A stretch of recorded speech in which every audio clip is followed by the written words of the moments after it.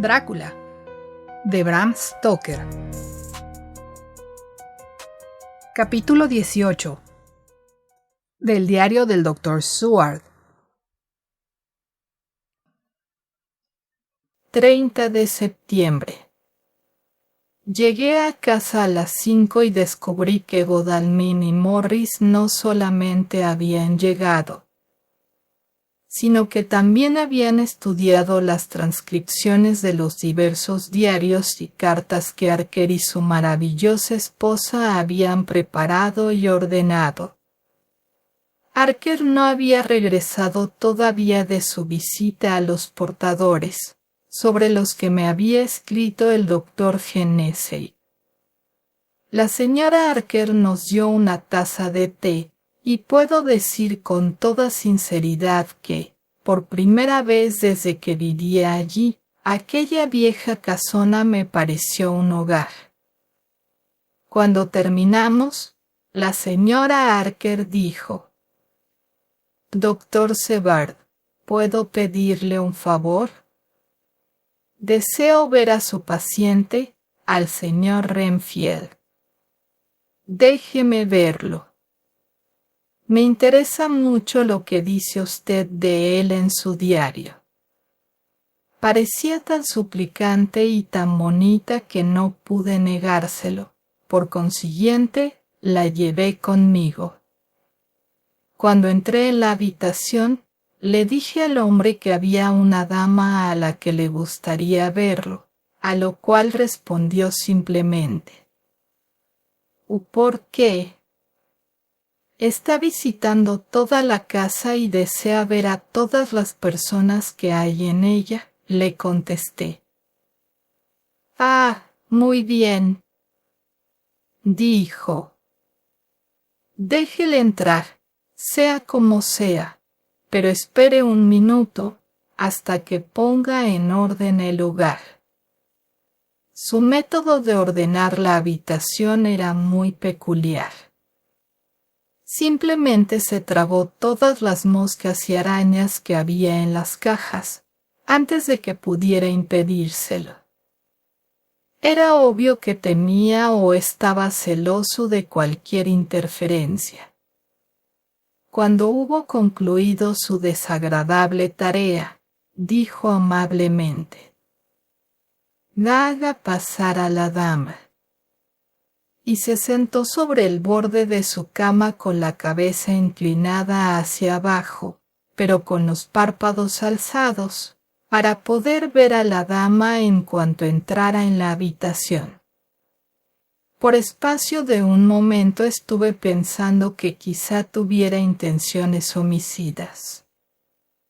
Recordaba lo tranquilo que había estado poco antes de atacarme en mi propio estudio, y me mantuve en un lugar tal que pudiera sujetarlo inmediatamente si intentaba saltar sobre ella.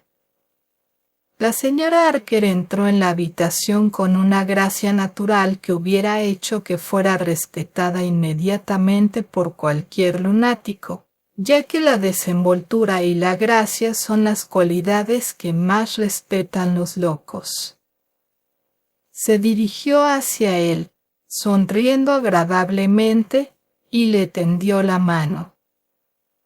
«Buenas tardes, señor Renfield», le dijo. «Como usted puede ver, lo conozco. El doctor Seward me ha hablado de usted». El alienado no respondió enseguida, sino que le examinó con el ceño fruncido. Su expresión cambió, su rostro reflejó el asombro y, luego, la duda. Luego, con profunda sorpresa de mi parte, le oí decir: «No es usted la mujer con la que el doctor deseaba casarse, ¿verdad? No puede usted serlo, puesto que está muerta». La señora Archer sonrió dulcemente, al tiempo que respondía: «Oh, no. Tengo ya un esposo, con el que estoy casada desde mucho antes de conocer siquiera al doctor Seward. Soy la señora Archer. De entonces, ¿qué está usted haciendo aquí? Mi esposo y yo hemos venido a visitar al doctor Sebag. Entonces no se quede. Pero, ¿por qué no? Pensé que aquel estilo de conversación no podía ser más agradable para la señora Archer que lo era para mí. Por consiguiente, intervine. ¿Cómo sabe usted que deseaba casarme? Su respuesta fue profundamente desdeñosa y la dio en una pausa en que apartó sus ojos de la señora Archer y posó su mirada en mí, para volverla a fijar inmediatamente después en la dama. ¡Qué pregunta tan estúpida! Y yo no lo creo así en absoluto, señor Renfield, le dijo la señora Archer, defendiéndome. Renfield le habló entonces con tanta cortesía y respeto como desdén había mostrado hacia mí unos instantes antes. Estoy seguro de que usted comprenderá, señora Archer, que cuando un hombre es tan querido y honrado como nuestro anfitrión, todo lo relativo a él resulta interesante en nuestra pequeña comunidad. El doctor Sebag es querido no solamente por sus servidores y sus amigos, sino también por sus pacientes, que, puesto que muchos de ellos tienen cierto desequilibrio mental, están en condiciones de distorsionar ciertas causas y efectos. Puesto que yo mismo he sido un paciente de un asilo de alienados, no puedo dejar de notar que las tendencias mitómanas de algunos de los asilados conducen hacia errores de non causa e ignoratio elenchi. Abrí mucho los ojos ante ese desarrollo completamente nuevo. Allí estaba el peor de todos mis lunáticos, el más afirmado en su tipo que he encontrado en toda mi vida, hablando de filosofía elemental, con los modales de un caballero refinado. Me pregunté si sería la presencia de la señora Archer la que había tocado alguna cuerda en su memoria. Si aquella nueva fase era espontánea o debida a la influencia inconsciente de la señora, la dama debía poseer algún don o poder extraño. Continuamos hablando durante un rato y, viendo que en apariencia razonaba a la perfección, se aventuró al principio, llevándolo hacia su tema favorito de conversarse al ver que Renfield enfocaba la cuestión con la imparcialidad característica de una cordura absoluta. Incluso se puso de ejemplo al mencionar ciertas cosas. Bueno, yo mismo soy ejemplo de un hombre que tiene una extraña creencia. En realidad, no es extraño que mis amigos se alarmaran e insistieran en que debía ser controlado. Acostumbraba pensar que la vida era una entidad positiva y perpetua, y que al consumir multitud de seres vivos, por muy bajos que se encuentren estos en la escala de la creación, es posible prolongar la vida indefinidamente. A veces creía en ello con tanta firmeza que trataba de comer carne humana. El doctor, aquí presente, confirmara que una vez traté de matarlo con el fin de fortalecer mis poderes vitales, por la asimilación en mi propio cuerpo de su vida, por medio de su sangre, basándome, desde luego, en la frase bíblica, porque la sangre es vida. Aunque, en realidad, el vendedor de cierta panacea ha vulgarizado la perogrullada hasta llegar al desprecio. No es cierto eso, doctor. Asentí distraídamente, debido a que estaba tan asombrado que no sabía exactamente qué pensar o decir. Era difícil creer que lo había visto comerse sus moscas y arañas menos de 5 minutos antes.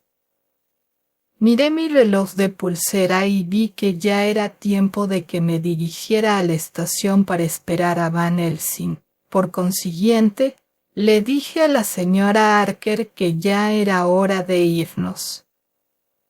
Ella me acompañó enseguida, después de decirle amablemente al señor Renfield: «Hasta la vista. Espero poder verlo a usted con frecuencia, bajo auspicios un poco más agradables para usted». A lo cual, para asombro mío, el alienado respondió: «Adiós, querida señora. Le ruego a Dios no volver a ver nunca su dulce rostro. Que Él la bendiga y la guarde».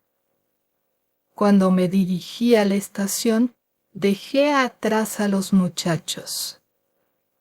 El pobre Arthur parecía estar más animado que nunca desde que Lucy enfermara, y Quincy estaba mucho más alegre que en muchos días. Van Helsing descendió del vagón con la agilidad ansiosa de un niño. Me vio inmediatamente y se precipitó a mi encuentro, diciendo: «Hola, amigo John. ¿Cómo está todo?» «Bien». «Bueno. He estado ocupado, pero he regresado para quedarme aquí en caso necesario. He arreglado todos mis asuntos y tengo mucho de qué hablar». «¿Usted? ¿Está la señora Mina con...?» «¿Y su simpático esposo también?» «Y Arthur y mi amigo Quincy. ¿Están asimismo en su casa?» «Bueno». Mientras nos dirigíamos en el automóvil hacia la casa, lo puse al corriente de todo lo ocurrido y como mi propio diario había llegado a ser de alguna utilidad por medio de la sugestión de la señora Archer. Entonces, el profesor me interrumpió. «Oh, esa maravillosa señora Mina. Tiene el cerebro de un hombre muy bien dotado y corazón de mujer. Dios la formó con algún fin excelso, créame, cuando hizo una combinación tan buena. Amigo John, hasta ahora la buena suerte ha hecho que esa mujer nos sea de gran auxilio. Después de esta noche no deberá tener nada que hacer en este asunto tan terrible. No es conveniente que corra un peligro tan grande. Nosotros los hombres, puesto que nos hemos comprometido a ello, estamos dispuestos a destruir a ese monstruo, pero no hay lugar en ese plan para una mujer. Incluso si no sufre daños físicos, su corazón puede fallarle en muchas ocasiones debido a esa multitud de horrores, y a continuación puede sufrir de insomnios a causa de sus nervios, y al dormir, debido a las pesadillas. Además, es una mujer joven y no hace mucho tiempo que se ha casado. Puede que haya otras cosas en que pensar en otros tiempos, aunque no en la actualidad. Me ha dicho usted que lo ha escrito todo, por consiguiente, lo consultará con nosotros, pero mañana se apartará de este trabajo y continuaremos solos. Estuve sinceramente de acuerdo con él, y a continuación le relaté todo lo que habíamos descubierto en su ausencia y que la casa que había adquirido Drácula era la contigua a la mía. Se sorprendió mucho y pareció sumirse en profundas reflexiones. «Oh», Si lo hubiéramos sabido antes, exclamó, lo hubiéramos podido alcanzar a tiempo para salvar a la pobre Lucy. Sin embargo, la leche derramada no se puede recoger, como dicen ustedes. No debemos pensar en ello, sino continuar nuestro camino hasta el fin. Luego, se sumió en un silencio que duró hasta que entramos en mi casa. Antes de ir a prepararnos para la cena, le dijo a la señora Archer: mi amigo John me ha dicho, señora Mina, que su esposo y usted han puesto en orden todo lo que hemos podido obtener hasta este momento. Y no hasta este momento, le dijo ella impulsivamente, sino hasta esta mañana. Pero, ¿por qué no hasta hemos visto hasta ahora los buenos resultados que han dado los pequeños detalles? Hemos revelado todos nuestros secretos y, no obstante, ninguno de ellos va a ser lo peor de cuánto tenemos que ganar. Eran comenzó a sonrojarse, y sacando un papel del bolsillo, dijo: Doctor Van Helsing, ¿quiere usted leer esto y decirme si es preciso que lo incluyamos? Es mi informe del día de hoy. Yo también he comprendido la necesidad de registrarlo ahora todo, por muy trivial que parezca, pero en esto hay muy poco que no sea personal. ¿Debemos incluirlo? El profesor leyó la nota gravemente y se la devolvió a Mina, diciendo: no es preciso que lo incluyamos, si usted no lo desea así, pero le ruego que acepte hacerlo. Solamente hará que su esposo la ame todavía más y que todos nosotros, sus amigos, la honremos, la estimemos y la queramos más aún. La señora Archer volvió a tomar el pedazo de papel con otro sonrojo y una amplia sonrisa. Y de ese modo, hasta este preciso instante, todos los registros que tenemos están completos y en orden. El profesor se llevó una copia para examinarla después de la cena y antes de nuestra reunión, que ha sido fijada para las 9 de la noche. Los demás lo hemos leído ya todo, así, cuando nos reunamos en el estudio, estaremos bien informados de todos los hechos y podremos preparar nuestro plan de batalla contra ese terrible y misterioso enemigo. Del diario de Mina Archer. 30 de septiembre. Cuando nos reunimos en el estudio del Dr. Sevard, 2 horas después de la cena, que tuvo lugar a las 6 de la tarde, formamos de manera inconsciente una especie de junta o comité. El profesor Van Helsing se instaló en la cabecera de la mesa, en el sitio que le indicó el doctor Sevard en cuanto entró en la habitación. Me hizo sentarme inmediatamente a su derecha y me rogó que actuara como secretaria. Jonathan se sentó a mi lado, y frente a nosotros se encontraban Lord Godalming, el doctor Sevard y el señor Morris. Lord Godalming se encontraba al lado del profesor y el doctor Sevard en el centro. El profesor dijo: creo que puedo dar por sentado que todos estamos al corriente de los hechos que figuran en esos documentos. Todos asentimos, y el doctor continuó: y entonces, creo que sería conveniente que les diga algo sobre el tipo de enemigo al que vamos a tener que enfrentarnos. Así pues, voy a revelarles parte de la historia de ese hombre que he podido llegar a conocer. A continuación podremos discutir nuestro método de acción, todas las disposiciones necesarias. Existen seres llamados vampiros. Todos nosotros tenemos pruebas de su existencia. Incluso en el caso de que no dispusiéramos de nuestras desafortunadas experiencias, las enseñanzas y los registros de la antigüedad proporcionan pruebas suficientes para las personas cuerdas.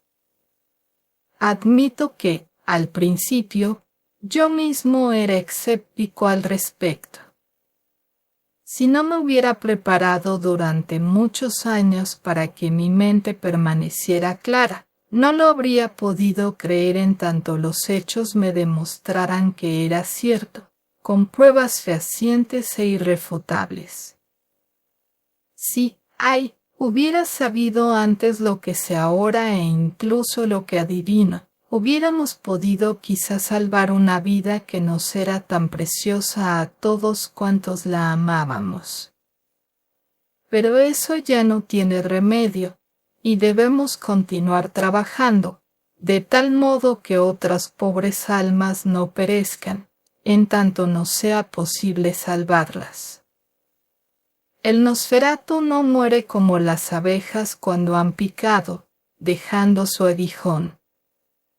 Es mucho más fuerte y, debido a ello, tiene mucho más poder para hacer el mal. Ese vampiro que se encuentra entre nosotros es tan fuerte personalmente como 20 hombres. Tiene una inteligencia más aguda que la de los mortales, puesto que ha ido creciendo a través de los tiempos.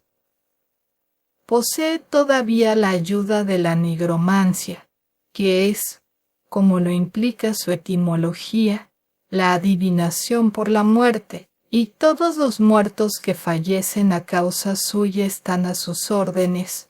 Es rudo y más que rudo, puede, sin limitaciones, aparecer y desaparecer a voluntad cuando y donde lo desee y en cualquiera de las formas que le son propias. Puede, dentro de sus límites, dirigir a los elementos. La tormenta, la niebla, los truenos. Puede dar órdenes a los animales dañinos, a las ratas, los búhos y los murciélagos, a las polillas, a los zorros y a los lobos. Puede crecer y disminuir de tamaño y puede a veces hacerse invisible. Así pues, ¿cómo vamos a llevar a cabo nuestro ataque para destruirlo? ¿Cómo podremos encontrar el lugar en que se oculta y, después de haberlo hallado, destruirlo? Amigos míos, es una gran labor. Vamos a emprender una tarea terrible, y puede haber suficiente para hacer que los valientes se estremezcan. Puesto que si fracasamos en nuestra lucha, Él tendrá que vencernos necesariamente y ¿dónde terminaremos nosotros en ese caso? La vida no es nada, no le doy importancia. Pero fracasar en este caso no significa solamente vida o muerte. Es que nos volveríamos como seres nefandos de la noche, como Él, seres sin corazón ni conciencia, que se dedican a la rapiña de los cuerpos y almas de quienes más aman. Las puertas del cielo permanecerán cerradas para siempre, porque ¿quién podrá abrirnoslas? Continuaremos existiendo, despreciados por todos, como una mancha ante el resplandor de Dios, como una flecha en el costado de quien murió por nosotros. Pero, ¿estamos frente a frente con el deber y, en ese caso, podemos retroceder? En lo que a mí respecta, digo que no, pero yo soy viejo y la vida, con su brillo, sus lugares agradables, el canto de los pájaros, su música y su amor, ha quedado muy atrás. Todos los demás son jóvenes. Algunos de ustedes han conocido el dolor, pero les esperan todavía días muy dichosos. ¿Qué dicen ustedes? Mientras el profesor hablaba, Jonathan me había tomado de la mano. Temía que la naturaleza terrible del peligro lo estuviera abrumando, cuando vi que me tendía la mano, pero el sentir su contacto me infundió vida, tan fuerte, tan segura, con tanta resolución. La mano de un hombre valiente puede hablar por sí misma. No necesita ni siquiera que sea una mujer enamorada quien escuche su música. Cuando el profesor cesó de hablar, mi esposo me miró a los ojos y yo lo miré a él. No necesitábamos hablar para comprendernos. Respondo por Mina y por mí, dijo. Cuente conmigo, profesor, dijo Quincy Morris, lacónicamente, como de costumbre. Estoy con ustedes, dijo Lord Godalming, por el amor de Lucy y no por ninguna otra razón. El doctor Sebart se limitó a asentir. El profesor se puso en pie y después de dejar su crucifijo de oro sobre la mesa, extendió las manos a ambos lados. Yo le tomé la mano derecha y Lord Godalming la izquierda. Jonathan me cogió la mano derecha con su izquierda y tendió su derecha al señor Morris. Así, cuando todos nos tomamos de la mano, nuestra promesa solemne estaba hecha. Sentí una frialdad mortal en el corazón, pero ni por un momento se me ocurrió retractarme. Volvimos a tomar asiento en nuestros sitios correspondientes y el doctor Van Helsing siguió hablando, con una complacencia que mostraba claramente que había comenzado el trabajo en serio. Era preciso tomarlo con la misma gravedad y seriedad que cualquier otro asunto importante de la vida. O bueno, ya saben a qué tendremos que enfrentarnos, pero tampoco nosotros carecemos de fuerza. Tenemos, por nuestra parte, un poder que les es negado a los vampiros. Tenemos fuentes científicas. Somos libres para actuar y pensar, y nos pertenecen tanto las horas diurnas como las nocturnas. En efecto, por cuanto nuestros poderes son extensos, son también abrumadores, y estamos en libertad para utilizarlos. Tenemos una verdadera devoción a una causa y un fin que alcanzar que no tiene nada de egoísta. Eso es mucho ya. Ahora, veamos hasta dónde están limitados los poderes a que vamos a enfrentarnos y cómo está limitado el individuo.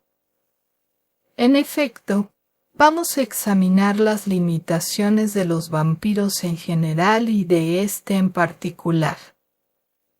Todo cuanto tenemos como puntos de referencia son las tradiciones y las supersticiones. Esos fundamentos no parecen, al principio, ser muy importantes cuando se ponen en juego la vida y la muerte. No tenemos modo de controlar otros medios y, en segundo lugar, porque, después de todo, esas cosas, la tradición y las supersticiones, son algo. No es cierto que otros conservan la creencia en los vampiros, aunque nosotros no. Hace un año, ¿quién de nosotros hubiera aceptado una posibilidad semejante, en medio de nuestro siglo XIX, científico, escéptico y realista? Incluso nos negábamos a aceptar una creencia que parecía justificada ante nuestros propios ojos. Aceptemos entonces que el vampiro y la creencia en sus limitaciones y en el remedio contra él reposan por el momento sobre la misma base. Puesto que déjenme decirles que ha sido conocido en todos los lugares que han sido habitados por los hombres. En la antigua Grecia, en la antigua Roma, existió en Alemania, en Francia, en la India, incluso en el Chernóceso y en China, que se encuentra tan lejos de nosotros, por todos conceptos, existe todavía. Y los pueblos los temen incluso en nuestros días. Ha seguido la estela de los islandeses navegantes, de los malditos hunos, de los eslavos, los sajones y los magiares.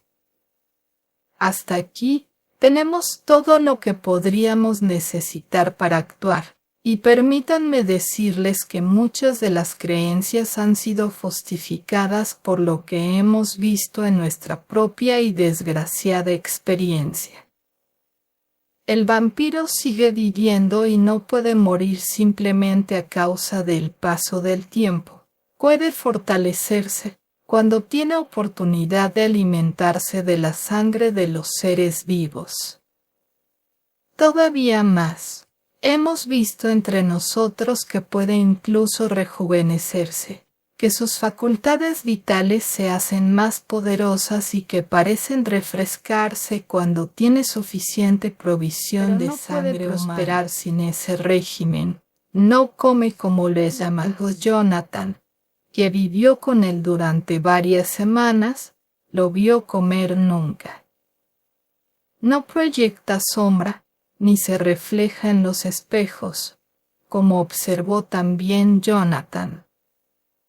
Tiene la fuerza de muchos en sus manos, testimonio también de Jonathan, cuando cerró la puerta contra los lobos y cuando lo ayudó a bajar de la diligencia. Puede transformarse en lobo, como lo sabemos por su llegada a Bigby y por el amigo John, que lo vio salir volando de la casa contigua, y por mi amigo Quincy que lo vio en la ventana de la señorita Lucy. Puede aparecer en medio de una niebla que él mismo produce, como lo atestigua el noble capitán del barco, que lo puso a prueba, pero, por cuanto sabemos, la distancia a que puede hacer llegar esa niebla es limitada y solamente puede encontrarse en torno a él. Llegan los rayos de luz de la luna como el polvo cósmico. Como nuevamente Jonathan vio a esas hermanas en el castillo de Drácula. Se hace tan pequeño. Nosotros mismos vimos a la señorita Lucy, antes de que recuperara la paz, entrar por una rendija del tamaño de un cabello en la puerta de su tumba. Puede, una vez que ha encontrado el camino, salir o entrar de o a cualquier sitio, por muy herméticamente cerrado que esté, o incluso unido por el fuego, soldado, podríamos decir. Puede ver en la oscuridad, lo cual no es un pequeño poder en un mundo que está siempre sumido a medias en la oscuridad. Pero, escúchenme bien, puede hacer todas esas cosas, aunque no está libre. No, es todavía más prisionero que el esclavo en las galeras o el loco en su celda. No puede ir a donde quiera. Aunque no pertenece a la naturaleza, debe, no obstante, obedecer a algunas de las leyes naturales. No sabemos por qué. No puede entrar en cualquier lugar al principio, a menos que haya algún habitante de la casa que lo haga entrar, aunque después pueda entrar cuando y como quiera. Sus poderes cesan, como los de todas las cosas malignas, al llegar el día. Solamente en algunas ocasiones puede gozar de cierto margen de libertad.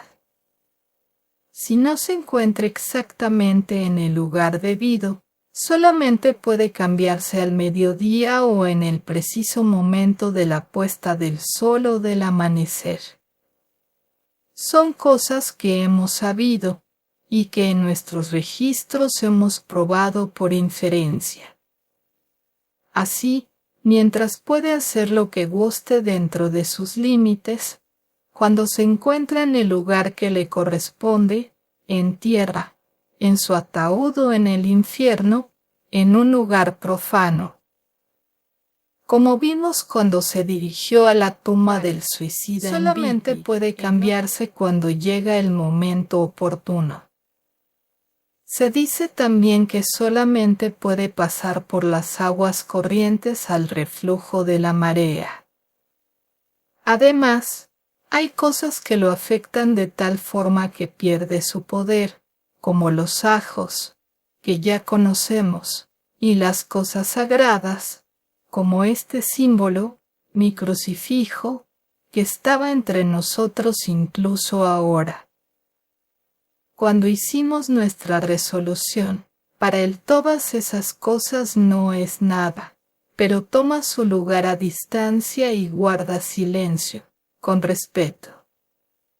Existen otras cosas también, de las que voy a hablarles, por si en nuestra investigación las necesitamos. La rama de rosal silvestre que se coloca sobre su féretro le impide salir de él. Una bala consagrada disparada al interior de su ataúd lo mata, de tal forma que queda verdaderamente muerto. En cuanto a atravesarlo con una estaca de madera o a cortarle la cabeza, eso lo hace reposar para siempre. Lo hemos visto con nuestros propios ojos. Así, cuando encontremos el lugar en que habita ese hombre del pasado, podemos hacer que permanezca en su féretro y destruirlo, si empleamos todos nuestros conocimientos al respecto. Pero es inteligente. Le pedí a mi amigo Arminius, de la Universidad de Budapest, que me diera informes para establecer su ficha y, por todos los medios a su disposición, me comunicó lo que sabía. En realidad, debía tratarse del voivode Drácula que obtuvo su nobleza luchando contra los turcos, sobre el gran río que se encuentra en la frontera misma de las tierras turcas. De ser así, no se trataba entonces de un hombre común, puesto que en esa época y durante varios siglos después se habló de él como del más inteligente y sabio, así como el más valiente de los hijos de la tierra más allá de los bosques. Ese poderoso cerebro y esa resolución férrea lo acompañaron a la tumba y se enfrentan ahora a nosotros. Los Drácula eran, según Arminius, una familia grande y noble, aunque, de vez en cuando, había vástagos que, según sus coetáneos, habían tenido tratos con el maligno. Aprendieron sus secretos en la escolomancia, entre las montañas sobre el lago Hermannstadt, donde el diablo reclamaba al 10º estudiante como suyo propio. En los registros hay palabras como brujo, y griega, satán e infierno, y en un manuscrito se habla de este mismo Drácula como de un vampiro, que todos comprendemos perfectamente. Surgieron muchos hombres y mujeres grandes, y sus tumbas consagraron la tierra donde solo este ser maligno puede morar. Porque no es el menor de sus horrores que ese ser maligno esté enraizado en todas las cosas buenas, que tenga reliquias santas. Mientras hablaba el maestro, El señor Morris estaba mirando fijamente a la ventana y, levantándose tranquilamente, salió de la habitación. Se hizo una ligera pausa y el profesor continuó. Ahora debemos decidir qué vamos a hacer. Tenemos a nuestra disposición muchos datos y debemos hacer los planes necesarios para nuestra campaña.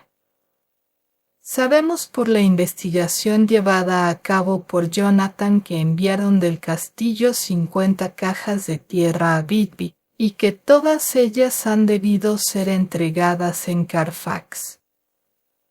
Sabemos asimismo que al menos unas cuantas de esas cajas han sido retiradas.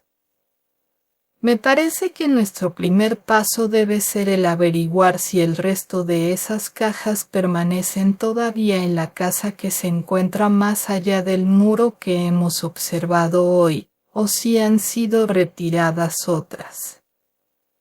De ser así, debemos seguirlas. En ese punto, fuimos interrumpidos de un modo asombroso. Al exterior de la casa sonó el ruido de un disparo de pistola.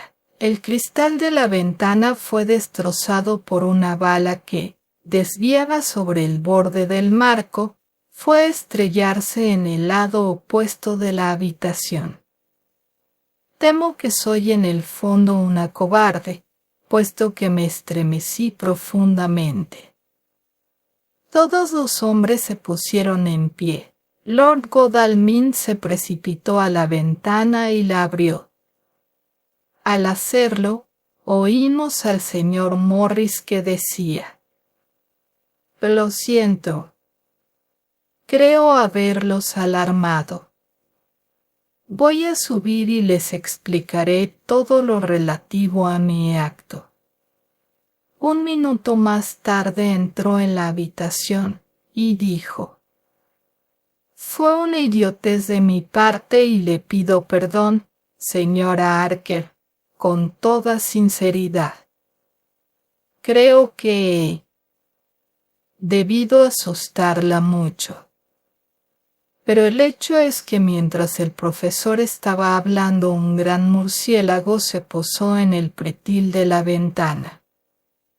Les tengo un horror tan grande a esos espantosos animales desde que se produjeron los sucesos recientes, que no puedo soportarlos y salí para pegarle un tiro, como lo he estado haciendo todas las noches, siempre que veo a alguno.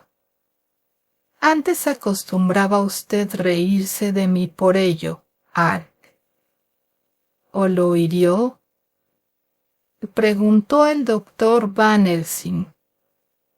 No lo sé, pero creo que no, ya que se alejó volando hacia el bosque. Sin añadir más, volvió a ocupar su asiento y el profesor reanudó sus declaraciones. Debemos encontrar todas y cada una de esas cajas, y cuando estemos preparados, debemos capturar o liquidar a ese monstruo o, por así decirlo, debemos esterilizar ese refugio en ella. Así, al fin, podremos hallarlo en su forma humana, entre el mediodía y la puesta del sol y atacarlo cuando más debilitado se encuentre. Ahora, en cuanto a usted, señora Mina, esta noche es el fin hasta que todo vaya bien. Nos es usted demasiado preciosa para correr riesgos semejantes. Cuando nos separemos esta noche, usted no deberá ya volver a hacernos preguntas. Se lo explicaremos todo a su debido tiempo. Nosotros somos hombres y estamos en condiciones de soportarlo, pero usted debe ser nuestra estrella y esperanza, y actuaremos con mayor libertad si no se encuentra usted en peligro, como nosotros. Todos los hombres, incluso Jonathan, parecieron sentir alivio pero no me parecía bueno que tuvieran que enfrentarse al peligro y quizá reducir su seguridad, siendo la fuerza la mejor seguridad, solo por tener que cuidarme. Pero estaban decididos, y aunque era una píldora difícil de tragar para mí, no podía decir nada. Me limité a aceptar aquel cuidado quijotesco de mi persona. El señor Morris resumió la discusión. Como no hay tiempo que perder, propongo que le echemos una ojeada a esa casa ahora mismo. El tiempo es importante y una acción rápida nuestra puede salvar a otra víctima. Sentí que el corazón me fallaba cuando vi que se acercaba el momento de entrar en acción, pero no dije nada, pues tenía miedo, ya que si parecía ser un estorbo o una carga para sus trabajos. Podrían dejarme incluso fuera de sus consejos. Ahora se han ido a Carfax, lo cual quiere decir que van a entrar en la casa. De manera muy varonil, me han dicho que me acueste y que duerma, como si una mujer pudiera dormir cuando las personas a quienes ama se encuentran en peligro. Tengo que acostarme y fingir que duermo, para que Jonathan no sienta más ansiedad por mí cuando regrese. Del diario del Dr. Sevard. 1 de octubre a las 4 de la mañana. En el momento en que nos disponíamos a salir de la casa, me llegó un mensaje de Renfield rogándome que fuera a verlo inmediatamente, debido a que tenía que comunicarme algo de la mayor importancia. Le dije al mensajero que le comunicara que cumpliría sus deseos por la mañana, que estaba ocupado en esos momentos. El enfermero añadió tranquilo, señor. Nunca lo había visto tan ansioso. Creo que si no va usted a verlo pronto, es posible que tenga uno de sus ataques de violencia. Sabía que el enfermero no me diría eso sin tener una causa justificada para ello y, por consiguiente, muy bien, iré a verlo ahora mismo. Y les pedí a los otros que me esperaran unos minutos, puesto que tenía que ir a visitar a mi paciente. Lléveme con usted, amigo John, dijo el profesor. Su caso, que se encuentra en el diario de usted, me interesa mucho y ha tenido relación también, de vez en cuando, con nuestro caso. Me gustaría mucho verlo, sobre todo cuando su mente se encuentre en mal estado. ¿Puedo acompañarlos también?, preguntó Lord Godalming. ¿Yo también?, inquirió el señor Morris. ¿Puedo acompañarlos? ¿Me dejan ir con ustedes?, quiso saber Archer.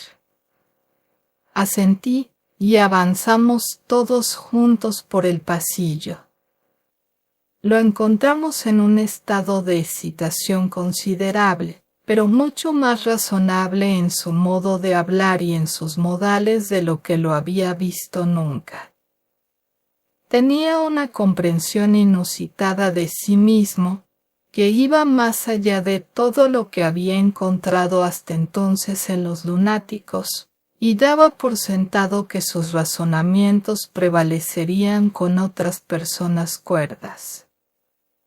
Entramos los 5 en la habitación, pero, al principio, ninguno de los otros dijo nada. Su petición era la de que lo dejara salir inmediatamente del asilo y que lo mandara a su casa. Apoyaba su súplica con argumentos relativos a su recuperación completa, y ponía como ejemplo su propia cordura de ese momento. Hago un llamamiento a sus amigos, dijo. Es posible que no les moleste sentarse a examinar mi caso. A propósito, no me ha presentado usted a ellos. Estaba tan extrañado que el hecho de presentar a otras personas a un loco recluido en un asilo no me pareció extraño en ese momento. Además, había cierta dignidad en los modales del hombre que denunciaba tanto la costumbre de considerarse como un igual que hice las presentaciones inmediatamente. El Lord Godalming, el profesor Van Helsing, el señor Quincy Morris, de Texas, el señor Jonathan Archer y el señor Renfield. Les dio la mano a todos ellos, diciéndoles, conforme lo hacía. El Lord Godalming tuve el honor de secundar a su padre en el Windham. Siento saber, por el hecho de que es usted quien posee el título, que ya no existe. Era un hombre querido y respetado por todos los que lo conocían, y he oído decir que en su juventud fue el inventor del ponche de ron que es tan apreciado en la noche del Derby. Señor Morris, debe estar usted orgulloso de su gran estado. Su recepción de gran alcance que puede tener repercusiones en lo futuro, cuando los polos y los trópicos puedan firmar una alianza con las estrellas y las barras. El poder del tratado puede resultar todavía un motor de expansión, cuando la doctrina Monroe ocupe el lugar que le corresponde como fábula política. ¿Qué puede decir cualquier hombre sobre el placer que siente al conocer a Van Helsing? Señor, no me excuso por abandonar todas las formas de prejuicios tradicionales.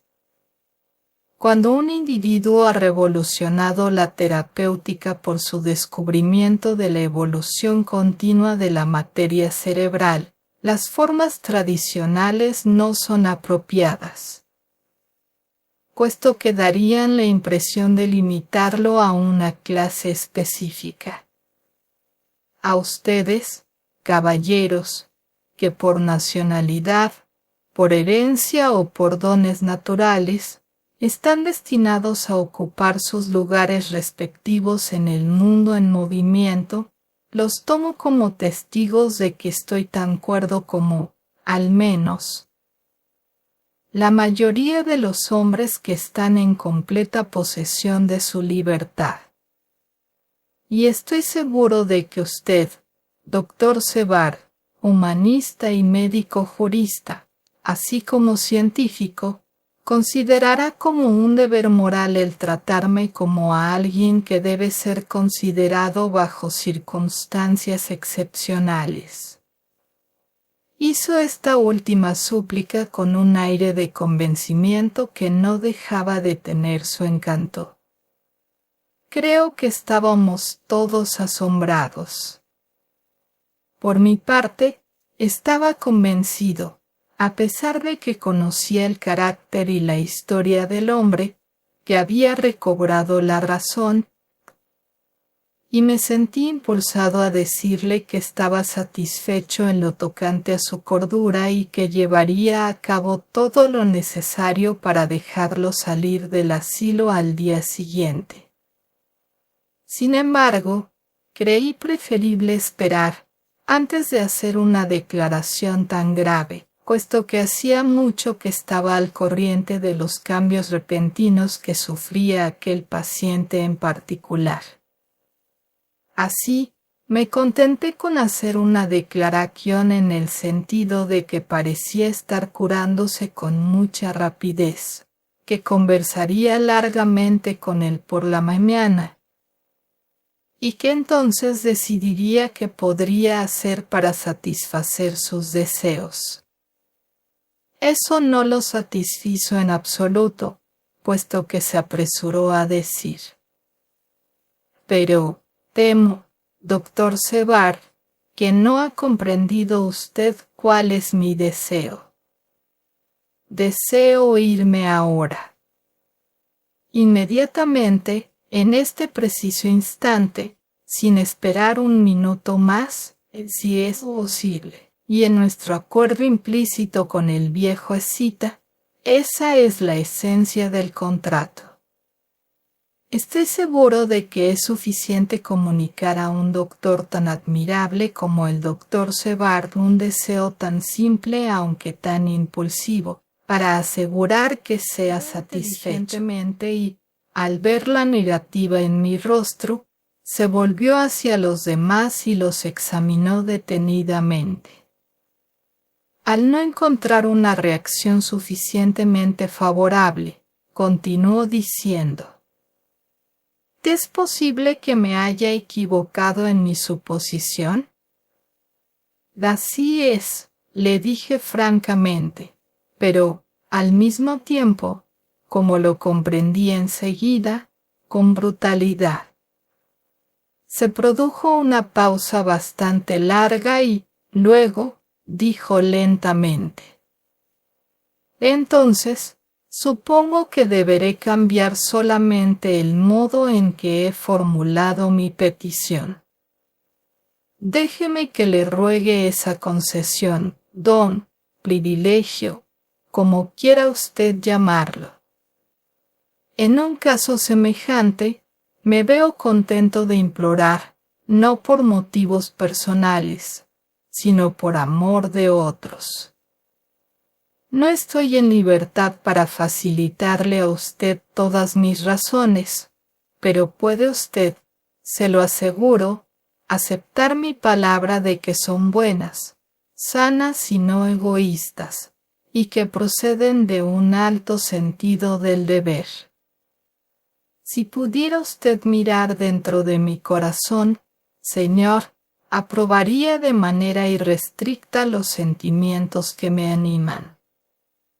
Además, me contaría usted entre los mejores y los más sinceros de sus amigos. Nuevamente nos miró con ansiedad. Tenía el convencimiento cada vez mayor de que su cambio repentino de método intelectual era solamente otra forma o fase de su locura y, por consiguiente, tomé la determinación de dejarlo hablar todavía un poco, sabiendo por experiencia que, al fin, como todos los lunáticos, se denunciaría él mismo. Van Helsing lo estaba observando con una mirada de extraordinaria intensidad, con sus pobladas cejas casi en contacto una con la otra, a causa de la fija concentración de su mirada. Le dijo Renfield en un tono que no me sorprendió en ese momento, pero sí el pensar en ello más adelante, puesto que era el de alguien que se dirigía a un igual.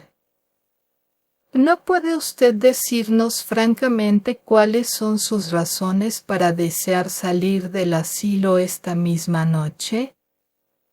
Estoy seguro de que si desea usted satisfacerme incluso a mí, que soy un extranjero sin prejuicios y que tengo la costumbre de aceptar todo tipo de ideas, el doctor Sevard le concederá, bajo su responsabilidad, el privilegio que desea.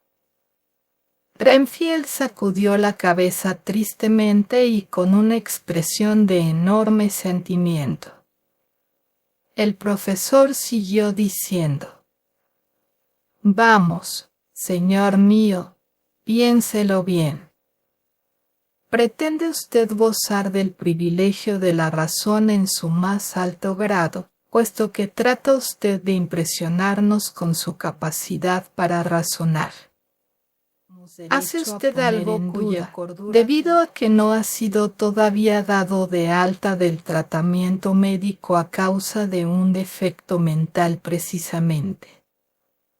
Si no nos ayuda usted a escoger lo más razonable, ¿Cómo quiere usted que llevemos a cabo los deberes que usted mismo nos ha fijado? Sería conveniente que nos ayudara, y si podemos hacerlo, lo ayudaremos para que sus deseos sean satisfechos. Renfield volvió a sacudir la cabeza y dijo: Doctor Van Helsing, nada tengo que decir. Su argumento es completo y si tuviera libertad para hablar, no dudaría ni un solo momento en hacerlo, pero no soy yo quien tiene que decidir en ese asunto. Lo único que puedo hacer es pedirles que confíen en mí. Si me niegan esa confianza, la responsabilidad no será mía. Creí que era el momento de poner fin a aquella escena que se estaba tornando demasiado cómicamente grave. Por consiguiente, me dirigí hacia la puerta al tiempo que decía: Vámonos, amigos míos. Tenemos muchas cosas que hacer. Buenas noches. Sin embargo, cuando me acerqué a la puerta, un nuevo cambio se produjo en el paciente. Se dirigió hacia mí con tanta rapidez que, por un momento, temí que se dispusiera a llevar a cabo otro ataque homicida. Sin embargo, mis temores eran infundados, ya que extendió las dos manos, en actitud suplicante y me hizo su petición en tono emocionado.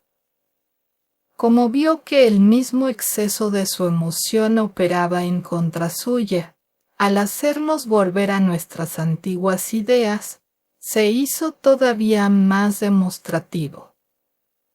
Miré a Van Helsing y vi mi convicción reflejada en sus ojos. Por consiguiente, me convencí todavía más de lo correcto de mi actitud e hice un ademán que significaba claramente que sus esfuerzos no servían para nada. Había visto antes en parte la misma emoción que crecía constantemente cuando me dirigía a alguna petición de lo que, en aquellos momentos, significaba mucho para él, como, por ejemplo, cuando deseaba un gato. Y esperaba presenciar el colapso hacia la misma aquiescencia hosca en esta ocasión. Lo que esperaba no se cumplió, puesto que, cuando comprendió que su súplica no servía de nada, se puso bastante frágil de rodillas y levantó las manos juntas, permaneciendo en esa postura, en dolorosa súplica, y repitió su ruego con insistencia, mientras las lágrimas resbalaban por sus mejillas, y tanto su rostro como su cuerpo expresaban una intensa emoción. Permítame suplicarle, doctor Sevard, déjeme que le implore que me deje salir de esta casa inmediatamente. Como quiera y a donde quiera. Envíe guardianes conmigo, con látigos y cadenas. Deje que me lleven metido en una camisa de fuerza, maniatado y con las piernas trabadas con cadenas, incluso a la cárcel. Pero déjeme salir de aquí. No sabe usted lo que hace al retenerme aquí. Le estoy hablando del fondo de mi corazón con toda mi alma. No sabe usted a quién causa perjuicio, ni cómo, y yo no puedo decírselo. ¡Ay de mí! No puedo decirlo. Por todo lo que le he sagrado, por todo lo que le es querido, por su amor perdido, por su esperanza de que viva, por amor del Todopoderoso, sáqueme usted de aquí y evite que mi alma se sienta culpable. ¿No me oye usted, doctor? ¿No comprende usted que estoy cuerdo y que le estoy diciendo ahora la verdad, que no soy un lunático en un momento de locura, sino un hombre cuerdo que está luchando por la salvación de su alma? Oh, escúcheme. Déjeme salir de aquí. Déjeme. Déjeme. Pensé que cuanto más durara todo aquello, tanto más furioso se pondría y que, así, le daría otro ataque de locura. Por consiguiente, lo tomé de la mano e hice que se levantara. Vamos, le dije con firmeza. No continúe esa escena, ya la hemos presenciado bastante. Vaya a su cama y trate de comportarse de modo más discreto. Repentinamente guardó silencio y me miró un momento fijamente. Luego, sin pronunciar una sola palabra, se volvió y se sentó al borde de la cama. El colapso se había producido, como en ocasiones anteriores, tal como yo lo había esperado. Cuando me disponía a salir de la habitación, el último del grupo me dijo, con voz tranquila y bien controlada: espero, doctor Sevard, teniendo en cuenta lo que pueda suceder más adelante, que haya yo hecho todo lo posible por convencerlo a usted esta noche.